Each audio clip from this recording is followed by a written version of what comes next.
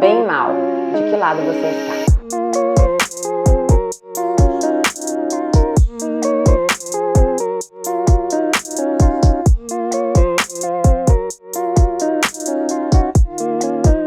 Bom, é muito comum as pessoas chegarem no consultório, né, com receio de que o que elas sentem, o que elas fazem, né, o que elas pensam, as tornem pessoas ruins. Então hoje eu separei aqui uma reflexão para a gente pensar como que a gente chega, né, nesse pensamento, nessa fantasia. Então, desde pequenos a gente aprende a dividir as nossas emoções, os nossos sentimentos, os nossos pensamentos, as nossas ações em bom e ruim.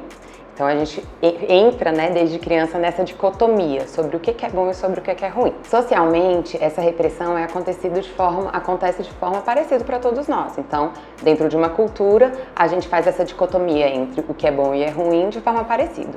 Só que dentro das famílias, isso é muito específico, é muito subjetivo ao sistema familiar. Então, por exemplo, em algumas famílias, o sentir e o expressar algumas emoções pode ser bom, ou seja, pessoas mais afetuosas, que qualificam o expressar, que gostam de se comunicar, né? Ou em outras famílias pode ser considerado uma coisa ruim, pessoas que têm dificuldades com as emoções, pessoas que têm dificuldade de se expressar, de aprofundar, né? De se vincular. Ou também dentro da mesma família, para membros diferentes da família, né? Uma mesma capacidade, emoção, pode ser colocado de forma ruim ou boa. Por exemplo, para algumas famílias, um menino, né, um filho, vai ser educado de uma forma onde ele pode expressar algumas emoções e a menina não. Então, todos esses aspectos são importantes de análise, né, para a gente começar a refletir sobre quais pontos da nossa humanidade a gente sente culpa, vergonha, medo de expressar. Todos nós vivemos essa repressão, né, e acabamos nos encaixando numa parte pequenininha da nossa humanidade.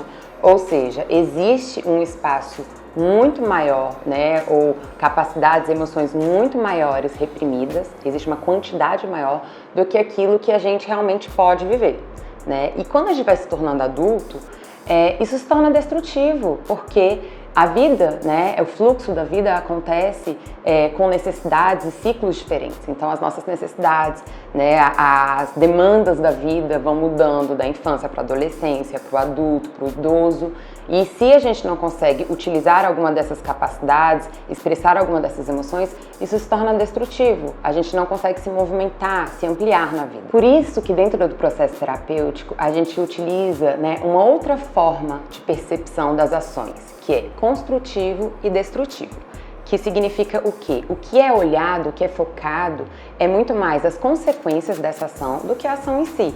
Que quer dizer que eu posso pegar uma capacidade, né, dita socialmente positiva, como por exemplo salvar, ajudar, e perceber nas consequências que isso se torna destrutivo. Por exemplo, uma mãe que salva, né, muito o filho e acaba deixando então ele inseguro sobre a sua própria capacidade de independência, ou uma capacidade dita socialmente ruim e aí a gente vê uma consequência positiva, como o próprio mentir.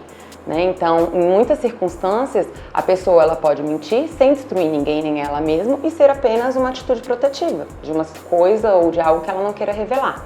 Então, a grande reflexão desse vídeo é entender que a nossa humanidade pode ser aproveitada como um inteiro. Ou seja, a nossa saúde emocional está em estarmos inteiros na vida, com todas as possibilidades. E sim avaliando, né, dentro de cada situação, de cada circunstância, se aquela atitude é positiva, é construtiva ou é destrutiva, mas termos a liberdade de escolha, né, para que não sejamos vítima dessa repressão para o resto da vida. É importante que a gente reflita, que a gente se analise, que a gente se conheça, né, um pouquinho da dinâmica familiar individual, para saber individualmente quais são essas repressões, como que isso te atrapalha na vida. Então, o grande ponto é: quanto mais inteiros formos, mais saudáveis, mais possibilidades de atuação na vida. Eu espero que vocês tenham gostado do vídeo. Se você gostou, deixa aqui o seu comentário. Não se esquece de se inscrever e de convidar alguém para assistir também. Beijo!